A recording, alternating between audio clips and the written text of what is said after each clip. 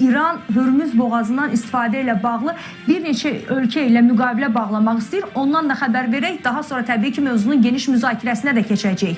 İran hökumətinin İnformasiya Şurasının rəhbəri İlyas Həzrəti bu barədə dövlət televiziyasındakı çıxışı zamanı məlumat verib və onun sözlərinə görə Tehran Hörmüz boğazından istifadə ilə bağlı Avropa, Asiya və Ərəb ölkələri ilə müqavilə bağlamağa hazırdır. Sadəcə bunun üçün o ölkələrin ərazisində Birləşmiş Ştatlar hərbi bazaları olmamalıdır şərtini də qoyur. Söhbət nədən gedir? İzləyək.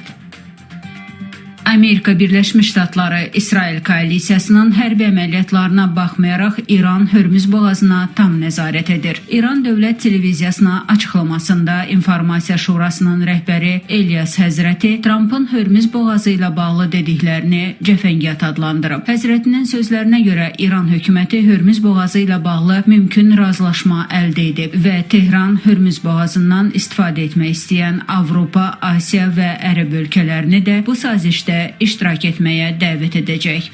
Avrupa ülkelerinin ve diğer ülkelerin bu Hürmüz Boğazı konusunda bir enformasyon ya da komisyon şekliyle yönetim olarak algılanmamalıdır. Amerika ve İsrail saldırılarına karşı İran direnirken Avrupa ülkelerinden bir destek görmedikleri unutulmamalıdır. Avrupa ülkeleri NATO ünvanı sıfatıyla Amerika'nın yanında yer almadıkları halde İran'a da yardım etmedikleri unutulmamalıdır. Кому в итоге достанется Армузский пролив?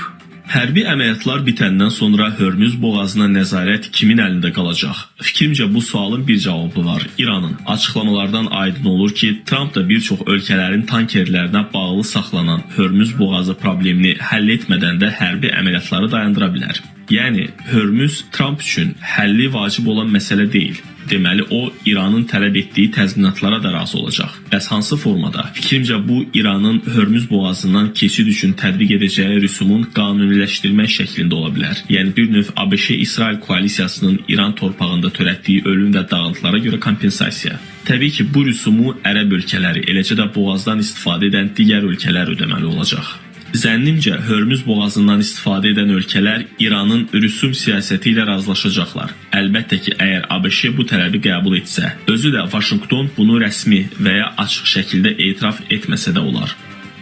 Tehranın təklif etdiyi Hörmüz paktı Ərəb və Asiya ölkələrinin boğazdan istifadəsini təmin edəcək. Nəticədə təklif olunan müqaviləyə imza atan ölkələr İranın nəzarəti altındakı nəqliyyat arteriyasından istifadə edə biləcək. Tehran iddia edir ki, Hörmüz boğazı qlobal gəmiçilik üçün açıq, İranın düşmənləri üçün bağlı olacaq. Bu deməkdir ki, qadağa Amerika Birləşmiş Ştatları və İsrailə təsir edəcək. Rusiya, Hindistan, Çin, İraq, Filippin və Pakistan isə artıq boğazdan istifadə hüququ alıb. Tehrandan gələn siqnallara görə Fars körfəzi ölkələri Amerika hərbi bazalarını tərk etdikləri halda bu marşrutdan istifadə edə biləcəklər. Bu şərtlər Avropaya da aiddir. Я думаю, что нет, но...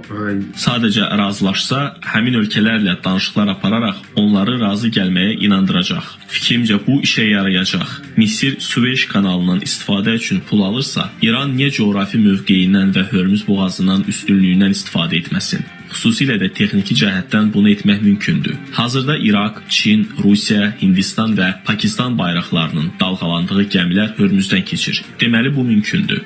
Dolayısıyla İran burada bir egemenlik hakkının konsorsiyum şekliyle ülkelere devri konusunda bir anlaşma değil, buranın İran'ın egemenliğinde ve kontrolünde olduğunun deklare edilmesi amacıyla bir anlaşma şekliyle İlyas Hazreti'nin anlaşma vurgusu bu şekilde yorumlanmalıdır. Bundan sonra İran, Hürmüz Boğazı'nı kullanacak olan ülkelerden gemi başına belli bir ücret alabilmek için ülkelerle bir anlaşma yapmak istedikleri anlaşılmaktadır. Hörmüz boğazının güc yolu ilə açılması ehtimalına pessimist yanaşan 35 Avropa dövləti əməkdaşlıq haqqında bəyanat imzalamaq niyyətindədirlər. Böyük Britaniyanın baş naziri Keir Starmer'in Associated Press-ə verdiyi açıqlamadan aydın olur ki, Qərb regionda sabitliyi bərpa etmək üçün hərbi güc və diplomatik əlaqələrin vahid cəbhəsinə ehtiyac duyur. Hərbi planlaşdırıcılar da Hörmüz boğazında yalnız güc yolu ilə sərbəst naviqasiyanın bərpa olunması ehtimalına şübhə ilə yanaşırlar. Bu da İranın Hörmüz planının real olma ehtimalını artırır.